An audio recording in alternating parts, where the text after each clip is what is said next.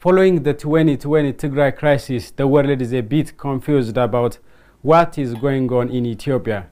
Here are some solid facts.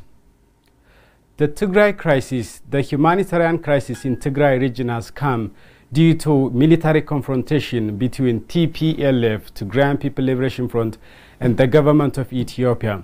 And it is TPLF who fired the first bullet against Ethiopia. And the second and the most important fact here is TPLF was in power for the last 3 decades. And when it was in power, TPLF has registered high record of human democratic right violation. And it was for this reason that TPLF was ousted removed from power through public protest, through peaceful public resistance. And that's why Ethiopians are angered. That's why Ethiopians are upset that those who tries to give green light for TPLF. Dear viewers, today's ATV special guest is Professor Adunya Worku, who is currently residing in the United States of America. Stay tuned. Professor, could you hear me? Yes. I would be happy if you introduce yourself a bit more. Well, thank you for having me on your show. My Ethiopian name is Adunya Worku. In America, I'm known as Adu. They shortened my name to Adu, so that's what I go by. Yeah. Adu Worku. Born and brought up in Ethiopia. I was 26 years old when I left the country, and I'm still here. I am a teacher. I'm a retired teacher and librarian, and I follow events in Ethiopia very closely. So that's probably enough for now. Good. Professor, it is a matter of fact that there is a crisis, a clear humanitarian crisis in Tigray region of Ethiopia. And I think this should be the concern of all of us. But the cause, the consequence, and the solution for the Tigray crisis is understood in different way. Do you think the United States of America perceived the crisis in Tigray region in the right way, do you think? The short answer is, I believe they do. They do understand the crisis in the Tigray region. And I say that because America has very strong human intelligence and satellite information. So they know. They have known the TPLF for at least 3 decades, maybe 4. Before the TPLF came to power, the American government, American politicians communicated with the TPLF to see if there could be an alternative to the Mengistu Haile Mariam regime. So they know the TPLF very, very well, and they do know the current crisis, I believe, very well as well. Okay, so why they failed to condemn the act of TPLF? Why did they keep silent? That has been a puzzle for Ethiopians in general, both Ethiopians in Ethiopia and Ethiopian Americans and Ethiopian Europeans, the so-called diaspora. The diaspora Ethiopian community in the world, I can say, has been baffled, has been confused, has been puzzled by the decidedly pro-TPLF stand, not only the United States, but Western Europe and the entire Western media. It is puzzling, it is one-sided, it is biased, and it is unfair. Now, why they do that is only best known to them. But there are a lot of speculations, a lot of theories. Why is it that the Western governments, the United States government, European governments, and the Western media, why do they have a concerted, coordinated attack on Ethiopia? Yeah, here in Ethiopia, Ethiopians are conducting a demonstration that condemned the United States' stand on current Ethiopian politics. What is the reaction of Ethiopian diaspora there in the United States of America? Well, the diaspora Ethiopian reaction is that, number one, the coming together of the Ethiopian people for the first time in years has encouraged the diaspora community of Ethiopians to come together as well. There are demonstrations in Ethiopia, and there are demonstrations in the diaspora among Ethiopian Americans, European Americans, and everywhere else. The TPLF has tried for decades to divide the Ethiopian people by pigeonholing them into ethnic enclaves, playing one ethnic group against another. And even here in the diaspora Ethiopian community has been divided as well along ethnic lines. But there is a coming together at this point because the Ethiopian community at large, both inside Ethiopia excuse me, and outside, feel that there is an existential threat, both domestic and foreign. So, going back to your earlier questions, why is this? We're scratching our heads to find answers, and there are theories flying all over. The stated reason by the West in general and the United States government in particular is that they are concerned about human rights violations in Tigray, and they are also concerned about the stability of Ethiopia as a nation. So in a sense, they feel that they should save Ethiopia from itself. That's what it sounds like. Now, the speculations are that there are other bigger reasons. So the first conjecture or theory or speculation is the dam and the conflict it has caused between a valued U.S. ally, Egypt, and Ethiopia. So the Trump administration even suggested that the dam should be bombed. So speculation number one is it's because of the dam that America has taken a stand against Ethiopia. Speculation number two, the Chinese factor. The Biden administration seems to have a China doctrine. And China is well established in Africa in general, and the Horn of Africa in particular, and definitely in Ethiopia. So the Western nations, and America in this case, wants to stop Chinese entrenchment in the region. So that is speculation number two. Speculation number three. The Americans, and especially the American officials like Susan Rice, Samantha Power, and others who are part of the Obama administration and who are decidedly supportive and pro-TPLF are still in power in the Biden administration. Therefore, they are coming through for a friend, the TPLF. I don't know how much credence to give that factor. Friendships matter.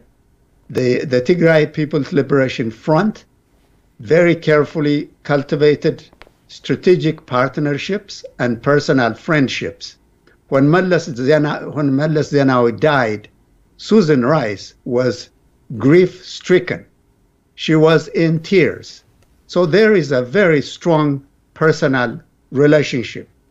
So maybe the United States is trying to save the TPLF, in spite of the fact that the TPLF started this war and are still fighting, in spite of the fact that the Ethiopian government has declared a ceasefire. So that's the third speculation. In other words, people are puzzled as to, is there a hidden agenda? Does the United States and Western Europe have a hidden agenda? And that's why they're pressuring Ethiopia in the context of the Tigray crisis. What is it? Which is it? Is it all of the above? So I think the American government and the Western powers have some explaining to do to the Ethiopian people so that the Ethiopian people can understand what they are up to. What is frightening the Ethiopians, both outside and inside the country, is that this escalation attack on Ethiopia may lead to worse consequences. Ethiopians are nervous about what happened in Afghanistan, in Syria, in Iraq, in Libya, in Yemen. We do not want that to happen. The United States and Ethiopia have been friends for a long time. And Ethiopia has been on the side of the United States, fighting wars even on the side of the United States, in Korea, in Congo, in Somalia, Rwanda, South Sudan. Ethiopian peacekeepers have cooperated with the American government and the Western powers. So what is it? Speculation number 4, I forgot, is that maybe they have something against Prime Minister Abiy. Maybe they perceive that his vision for Ethiopia, his vision for the region or for Africa is not what they like. You know, they tolerated a lot of stuff from the TPLF, but they're up in arms when it comes to Prime Minister Abiy. So all these are speculations in the absence of a satisfactory explanation on the part of Western powers. Yeah, Professor, you have interestingly elaborated those speculations, and I would love to hear that. Professor, do you think the U.S. government is misled by TPLF lobbyists? In the United States, lobbyists are paid millions and millions of dollars for what they do. The TPLF has top-notch lobbyists, powerful lobbyists that money can buy. And there has been a very coordinated propaganda by the supporters of the Tigray People's Liberation Front. The entire establishment of the Western media, the government officials of the Western powers seem to be decidedly on the side of the TPLF and against Ethiopia. That at least is the perception, and the lobbyists have done their job. Now, Ethiopia has not done very well in terms of public relations and lobbying. Now, let me explain that the American government does not rely on lobbyists. It has enough information, as I said earlier. They have human intelligence, and they have satellite-generated information. So the lobbyists may do their part, but I don't think they're that decisive in terms of the administration. However, they're very influential among Congress people, parliamentarians, because the parliamentarians don't have the depth of knowledge about Ethiopia and Ethiopian affairs that the government has. The government has the CIA and other avenues to get a lot of information. But the Congress people who are influential, who can make law, rely on lobbyists. So in that regard, the lobbyists are very influential. Recently, Ethiopian Americans had a dialogue with a congresswoman by the name of Karen Bass. And she listened to our concerns. And there is a lot of influence by lobbyists in favor of the TPLF. And so we're really trying to make the American government, the American congressional leadership, the media, to get a fuller picture so that there should be no mistakes made in decision-making in Ethiopia. Good. You guys, Ethiopian Diaspora in the United States of America, have created an association, and the purpose of which is to influence the U.S. government to reassess its stand on Ethiopia. So my question here is, what is the name of that association? How you are initiated to form to establish such association? There are different groups in among the diaspora, especially in the United States. One of them is the Ethiopian American Civic Council, a very active group. I'm a member of that group. And our main purpose is to inform Americans and American policymakers that there are two sides to this story. It is not a one-sided story. And if truth be told, it is the TPLF that has caused this problem. They have caused a lot of problems throughout their rule in Ethiopia. That is well known to Western powers. They are still making trouble.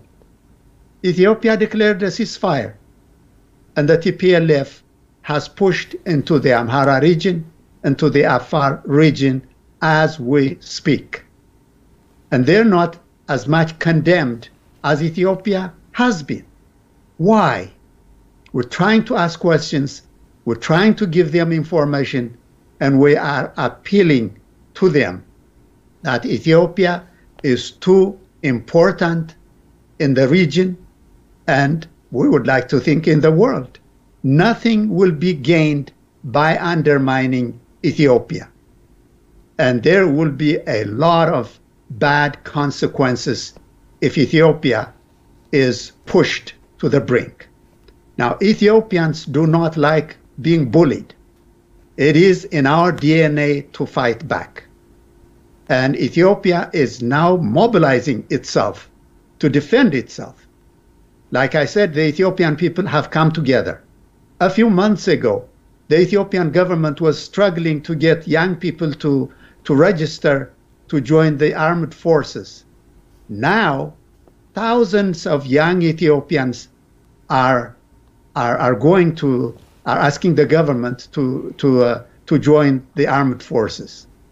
So the Ethiopian people are in a state of anxiety, in a state of alert, where they're watching, they are waiting. And my appeal to the United States government and to the governments of the Western world and to the media is to be fair to Ethiopia. That's all we're asking. Be fair to Ethiopia. The one-sided, biased, and unfair treatment of Ethiopia and giving a pass to the TPLF to get away with murder will serve nobody's interest in the end. Ethiopia is an important nation in an important region. So we're trying to make the United States government, we are American citizens.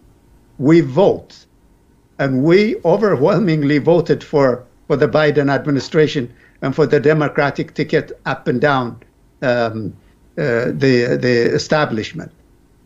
And we're disappointed and dismayed, frankly, that the American government, the Biden administration, has taken this anti-Ethiopian, decidedly pro-TPLF posture. we're trying to appeal to our government here in the United States that the truth should be balanced. Ethiopia needs to be treated fairly. So that's what we're trying to do. Yeah. Yeah, even the victory of Joe Biden was celebrated here in Ethiopia because Ethiopians were believing like Joe Biden administration will do something positive for Ethiopia and for black people of the world. Anyway, what kind of results you have gained because of your work in your association, Professor? We have not given up, but we have a long way to go. As I said earlier, there was a discussion with Karen Bass, a very influential congressional politician, a Democrat, and she listened to us. She promised that she would convey our concerns, and she even promised that she would go to Ethiopia and observe things in person on the ground. There is a resolution pending in the United States Congress called H.R. 445, which is a punitive resolution against Ethiopia. Sanctions, for example. There is a travel restrictions imposed on Ethiopian officials already, and there may be economic sanctions in the making, and we don't know what else. So we feel encouraged that at least Karen Bass has taken our plea seriously, and for now, HR 445 is kind of tabled, as it were. Waiting for more information, for more deliberations, and hopefully when she comes to Ethiopia in September, that she will have access to officials to talk to, access to travel so she can have first-hand information. By the way, we're all dismayed and saddened about human rights in Ethiopia, in Tigray, and the Tigray region and the rest of Ethiopia. After all, they are all our people. And we mourn the loss of innocent lives. We mourn the human rights violations of innocent people. We do not support one side or the other that is involved in human rights violations. So we are on the same page with America and Europe and the media on that score. No difference among us. However, there is this bias. When the TPLF does it, there is a blind eye. When the Ethiopians are involved in this and that, it is a big deal. It should be a big deal for everyone. There should be a balance. Now, Prime Minister Abiy and his government, to his credit and to the government's credit, has taken responsibility. And they have acknowledged that there have been rogue elements in the armed forces who have violated human rights, the human rights of innocent people. And they have promised to bring those people to justice. Now that is encouraging. The TPLF hasn't done any of that. They are still involved in raping and beating and killing people and getting away with it. That's where the resentment among the Ethiopians comes from. Yeah. Professor, I would like to hear your speculation regarding the future of TPLF. Do you think TPLF will continue as a terrorist group, or do you think TPLF will come to power, or do you think TPLF will totally be destroyed? What's your speculation here? The future is not easy to predict. Of course. It is always the case that we prepare for the future, we plan for the future, but we do not know what the future holds. We prepare for it as best we can. The fact is this: the Tigray Liberation Front has been a criminal enterprise from its very inception. They formed themselves in the 1960s, and they have been murderers, human rights violators, looters, and everything else you can think of. They were born by the sword, they lived by the sword, and they probably will die by the sword. It's a criminal enterprise, pure and simple. They have tormented and tortured the Ethiopian people for almost 3 decades. And the Ethiopian people finally said, enough. And they threw them out of power. So they're trying to regain power. They're trying everything to regain power. But I don't believe that the Ethiopian people will let them this time. There will be a fight to the bitter end. Unfortunately, innocent people will be hurt. Property will be destroyed. The country cannot and does not afford this. So my hope and prayer is that the Western powers will be partners in the peacemaking process instead of taking sides against one and in favor of another. Be an honest broker and get peace in Ethiopia. The best case scenario is for the Tigray people to elect new leadership that can cooperate with the rest of the Ethiopian leadership so we can move forward. The TPLF is a fossilized force. They're rigid, they're immovable, they will not change. I don't believe they will change. If they are given a chance to come to power, they will do exactly the same thing they did before. That's what they know to do, and that's what they're still doing. So my appeal to the Western governments, the Western media, is to be fair and to work for common cause to bring peace to Ethiopia, which will mean peace for the region and beyond. Good. So what's your message for Ethiopians and for the government of Ethiopia to effectively tackle TPLF's terrorist act and to effectively avoid TPLF? Well, I think the Ethiopian people do not need my advice at this point. I think the Ethiopian people are uniting for the first time in many, many years. They're coming together. They view this as an existential threat, a serious threat to national security, to their own well-being, regardless of ethnicity, regardless of region.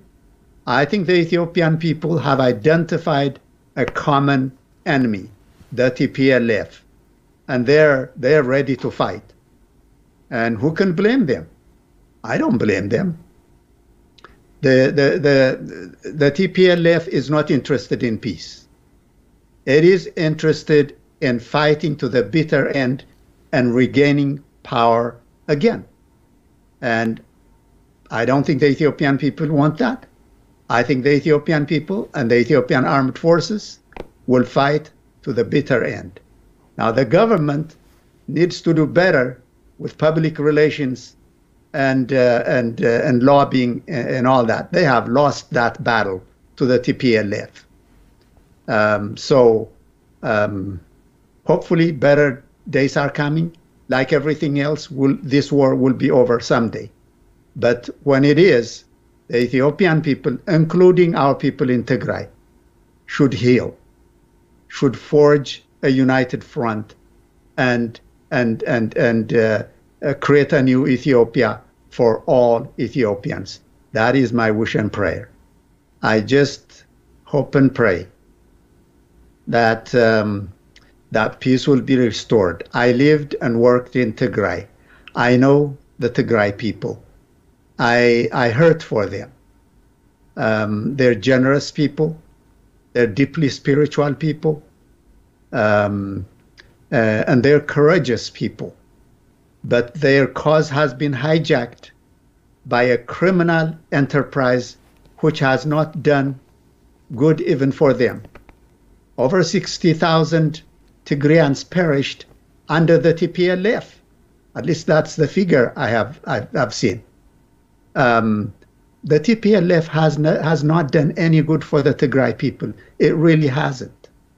And it is time to change course, for all of us to change course and live with each other peacefully. We have a beautiful country. Even though we are in the diaspora, we're out of Ethiopia, Ethiopia is still in our hearts. It is a country that gave us life. We care deeply about Ethiopia. So we are with the Ethiopian people, and we hope for the best. Okay. Again, thank you for your invitation. Okay. Professor Adunya Worko from the United States of America, thank you for your brilliant idea and critical outlook regarding the point of our discussion about current Ethiopian politics. Really appreciate your time. And I hope I will see you in another show, Professor. It would be my pleasure. Thank you so much.